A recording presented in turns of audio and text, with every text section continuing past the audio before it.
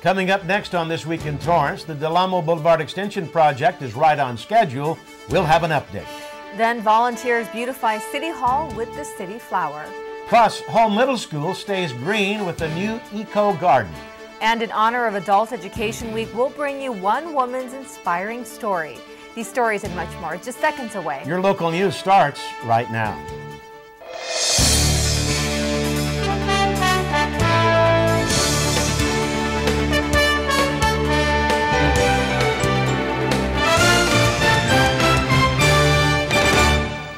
Hello, everyone, and welcome to This Week in Torrance. I'm Jin Ben. And I'm Ben McCain. Thanks for joining us. Here are your top stories. The troubles for the California State University system seem to be getting worse.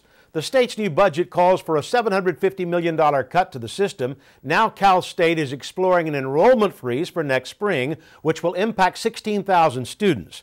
And students who plan to apply next fall will have to wait for the outcome of November's referendum on tax increases.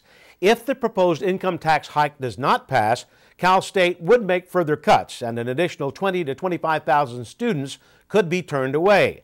But amid these heated issues, trustees approved a 10% salary hike for 2 university presidents, leaving many students and faculty outraged. The California State University system educates the majority of bachelor-level students in the state. Well, here are some highlights from the most recent City Council meeting. During council committee meetings and announcements, Councilmember Rillinger reminded everyone of the transit workshop taking place on Tuesday, March 27th at 5 p.m. The public is invited to the workshop at the Nakano Theater to review the design of the Torrance Transit Park and Ride Center. Councilmember Sutherland announced that on Tuesday, April 3rd at 5:30 p.m., the Finance and Governmental Operations meeting will take place to discuss the quarterly budget. Sutherland encouraged the public to attend the meeting, which takes place in council chambers. And if you're planning on applying to be a city commissioner, you need to be certified by completing a commissioner training class. Registration is open and the free class will be held on May 9th. Council will appoint new commission posts on May 22nd. Rob Bestie of the city's Public Works Department was recognized by the Water Replenishment District. Bestie represents Torrance and West Basin water area for the district. Of his many accomplishments over the last 5 years, Bestie has helped establish rules and regulations for the storage of water in the area. And council officially canceled Torrance's municipal election since no challengers came forth before the deadline. Councilmember Susan Rillinger, Jean Barnett, and Pat Fury have been appointed to the posts they currently hold. Fat Tuesday came to Torrance with beads, music, and money for a local organization. Reporter Ella Sagamonian takes us to the Miyako Hybrid Hotel for the story. Brandon Tanioka has been with the Pediatric Therapy Network for his entire life. I always refer to PTN as our second family. We've essentially grown up with them, and you know, for parents having to navigate through the special needs, just the whole arena, it helps to have people that are in your corner that you can trust and you can rely on to give you good advice. Brandon is one of 1,200 kids that have benefited from the special needs programs that the Pediatric Therapy Network provides. We provide occupational therapy, physical therapy, speech therapy, early intervention, and that's for toddlers that have developmental disabilities. And we also run an early Head Start program, which is an early care and education program for children and families who are living in poverty in our community. Facing state budget cuts, PTN refuses to compromise on providing these beneficial programs. So in an effort to raise funds, the Miyako Hotel partnered up with PTN to throw a Mardi Gras event. Amazing things don't go unnoticed, and they shouldn't. Unfortunately, times are tougher, and everybody knows that, and donation dollars are smaller. But luckily, they're top of the list. And the Torrance community did take notice, as staff members, friends, and community leaders came together at this event in support of PTN. It's been 15 years now that we've been here. We started with very little when we first opened our doors and have really been able to expand, and we are just really hoping that we can continue to provide these services for the children. Partygoers signed up for a silent auction for the chance to win autographed basketballs and jerseys donated by the LA Lakers. Afterward, a few lucky winners were called out in a raffle by honorary guest and supporter of the PTN, Miss California.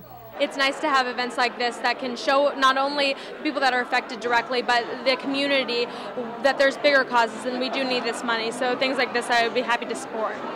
Pediatric Therapy Network received an outpouring from the Torrance community and hopes to continue their services. Even though we're weathering some challenging times right now, with the direction of our board, our staff, and all of you out in the community, our supporters, we're going to be here for a long time to come.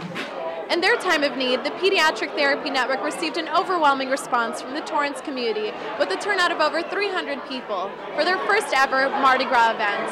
For This Week in Torrance, I'm Ella Sogomonian. Thank you, Ella. For more information, go to pediatrictherapynetwork.org. Many local residents have wondered just what will go in the former Kmart space on Hawthorne Boulevard. Now Orchard Supply Hardware, or OSH, will open in September. A second Torrance Home Goods and a possible grocery store will also open on the site. The new retail space will collectively be called South Bay Village and will receive building improvements, new facades, and parking lot enhancements before opening this fall. Coming up, we'll tell you how volunteers spruced up City Hall with a special Centennial event. And we'll bring you an update on the Del Amo Boulevard Extension project. What if you could ignite your child's love of learning with one after-school program? What if that one program was easy and fun? Destination Imagination is the one. Destination Imagination has taught teamwork, creativity, and problem solving for more than 25 years. A major university study showed our students are ahead of others in creativity and critical thinking. Learn more at startateen.org and make Destination Imagination the one for you.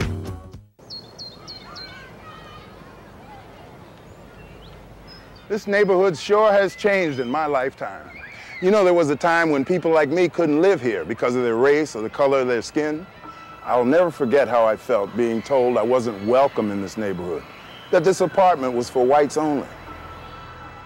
That got better over time, but some people still didn't get equal treatment when it came to finding a home. No, there's no apartment here for you. Well, I own this building now. The Fair Housing Act made a difference for someone like me. It gives us the opportunity to live in communities of our choice, free from discrimination. The Fair Housing Act makes it illegal to discriminate in the renting or selling of a home because of race, color, religion, sex, national origin, familial status, or disability. Know your rights. If you believe you have experienced housing discrimination, contact HUD. Did you know the city has an official flower? Well, we do, and you can see them in front of City Hall. Reporter Ella Sogomonian tells us just how they got there.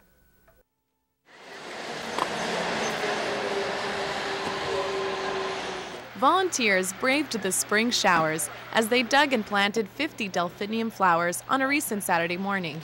We're planting delphiniums, which is the city flower of the city of Torrance, a celebration of the 100-year anniversary of Torrance. Delphiniums became the city flower since they were the favorite of city founder Jared Sidney Torrance's second wife, Helena Childs. It's because she liked the flower, and at one time, long ago in the history of Torrance, we did have a lot of seed here, and we used to export delphinium seed all over the country, so a lot of people are not aware of that. You know, we were very rural at one time. The notion to plant the flowers in celebration of the centennial came from the local Rotary Club. I'm here in the liquid sunshine, and I'm actually not here today as a councilman. I'm here as a Rotarian.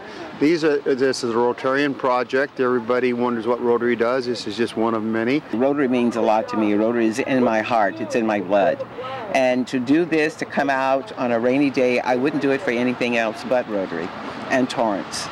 The Rotarians got their hands dirty, literally, by carefully picking and spreading the roots before placing the flowers in the moist soil.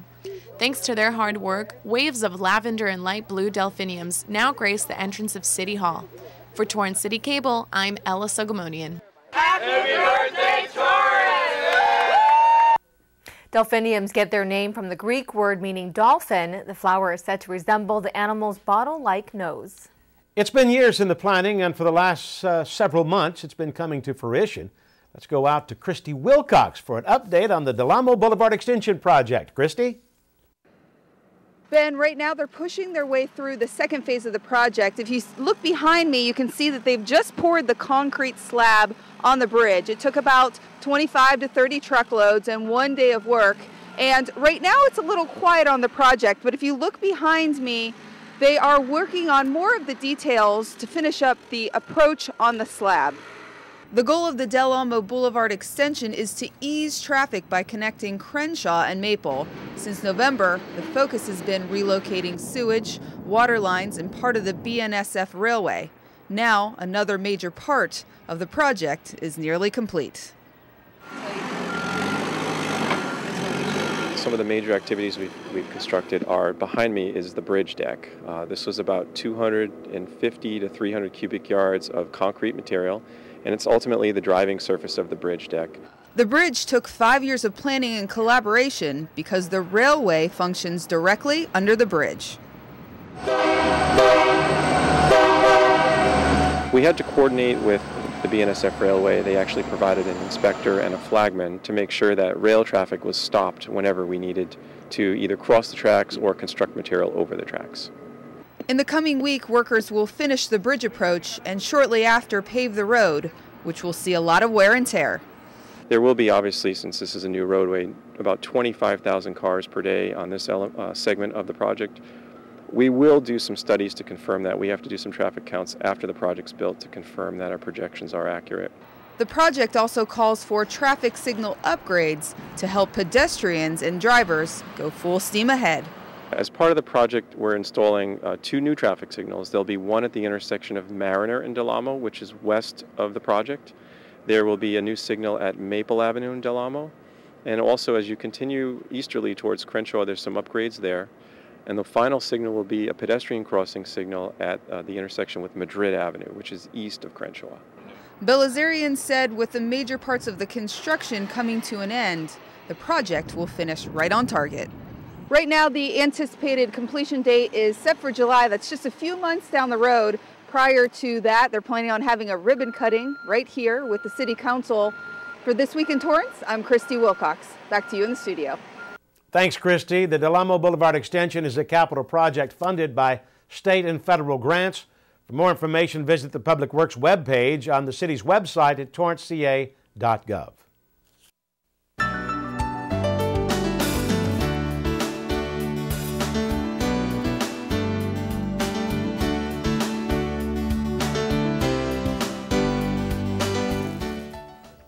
A conference for middle schools taught attendees that you don't need to be the perfect student to be a great leader. Reporter Alexa Sita takes us there.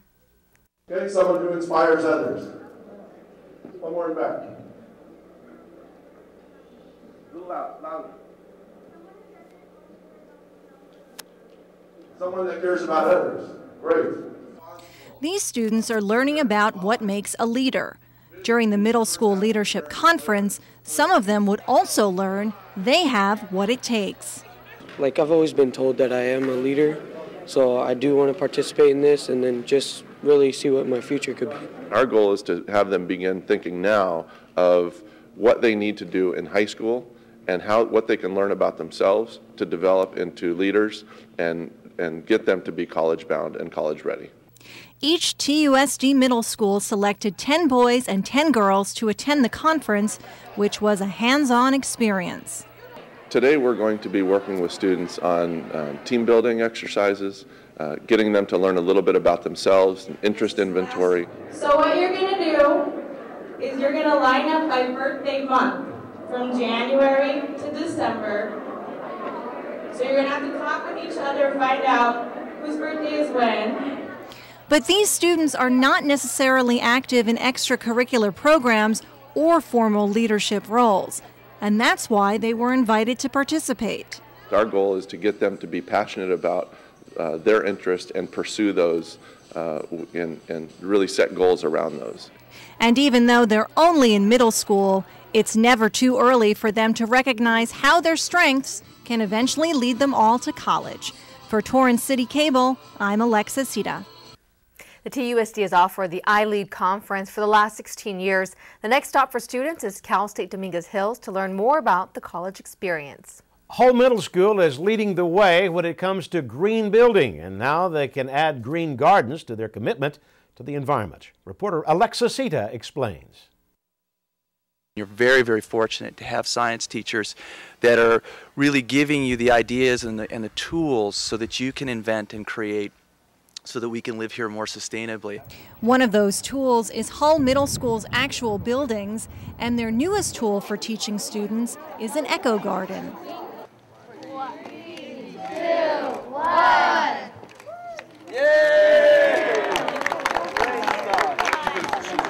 Sustainable gardens and state-of-the-art irrigation systems are now part of the middle school's courtyard. The gardens will incorporate zero runoff and water-efficient irrigation technologies, and caring for the gardens will be integrated into the school's science and nutrition curriculum. Give the students responsibility, for their learning, and they can see obviously the fruits and vegetables and plants of their labor. This is a model for the future. You are in a state-of-the-art school, and I know you all know how fortunate you are to be attending this school, and I hope that I can come back someday and have lunch and eat out of your garden like you'll be able to. You're taking the classroom outside. For Torrance CitiCABLE, I'm Alexis Sita. Chevrolet and Echo Media helped fund the construction of the new gardens. Echo Media is a CBS-owned company that donates advertising dollars to environmental projects in cities across the country. For more information, go to echoad.cbs.com. Coming up, we'll tell you about 2 great events that you won't want to miss. A child's drawing, an American flag, combat boots, flowers. Thousands of mementos like these are left at the Vietnam Memorial Wall every year. Silent messages that say, you are not forgotten. A quarterback, a class clown, a natural leader, someone's son, someone's father, someone's best friend. For those who died in the Vietnam War, the greatest tribute is to see them not just as names on the wall, but as the people they were. The Education Center at the wall will put faces to the names.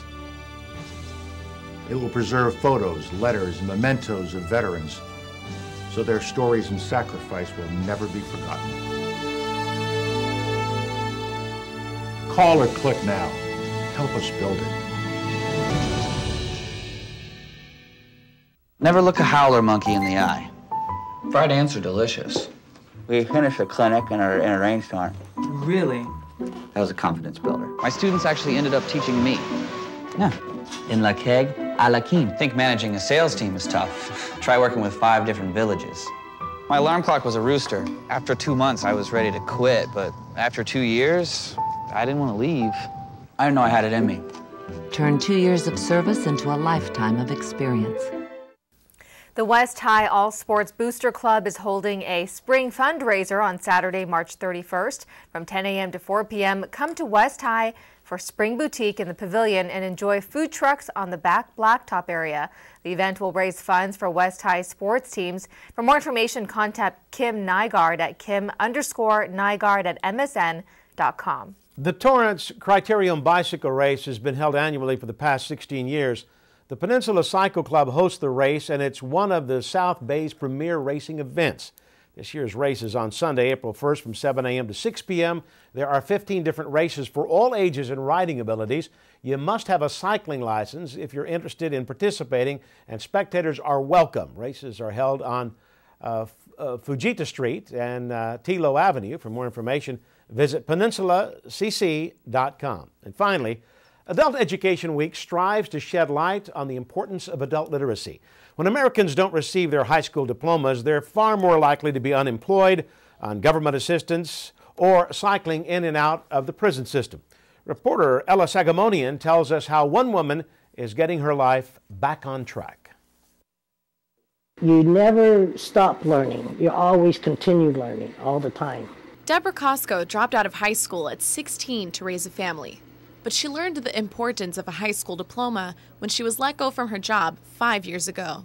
I went home and I told my husband I'm out of work. And he goes, what do you mean you're out of work? You've been there for 2 years and they're going to let you go? I says, they terminated me. And he goes, why? He goes, I go, because I don't have my high school diploma. Determined to get her job back, Deborah enrolled herself back into the classroom. I was driving around and I seen Hamilton Adult School and I'm going, maybe I'll try again.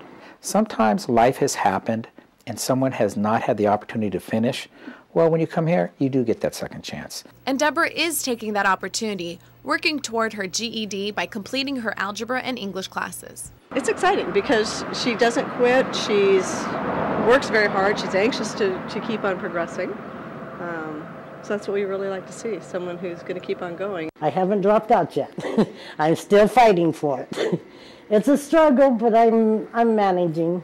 Deborah's perseverance was recognized with the Every Student Succeeding Award. Is an award that goes to a student that has gone above and beyond, that has come through barrier after barrier and incredible persistence. They just, there's just some people you cannot hold down. Deborah is one of those people. It's very encouraging, and all my teachers, they're all wonderful. They encourage me every day that I'm here to do this, that I can do this. And that's what I keep telling myself. You can do this, Debbie. You got to do it. Learning from her own struggles, Deborah didn't let her children follow the same path. I made sure they all got their high school diplomas. I made sure they did not drop out like I did, because that's one thing I enforced on them. You are going to school. For an adult, walking past these classroom hallways a second time in life can be intimidating. But as Deborah reminds us, it's never too late to learn something new. For This Week in Torrance, I'm Ella Sugamonian. Thank you, Ella. Deborah is expected to receive her GED within a year. For more information on the Torrance Adult School, visit tastusd.org. And that's going to do it for us on This Week in Torrance. I'm Ben McCain. And I'm Jin Chen. If you've missed any portion of our show, you can catch us again at 11 a.m. and 6 p.m. Thanks for joining us, and we'll see you next time.